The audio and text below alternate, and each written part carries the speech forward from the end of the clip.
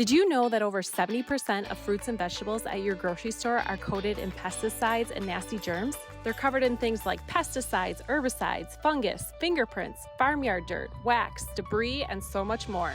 And here's the scariest part. Water is not enough to get the junk off. Many pesticides are water resistant, so the rain doesn't wash them away. Try this spray with 3 simple plant ingredients. Plus, it makes your produce last so much longer. Find out more in the captions below.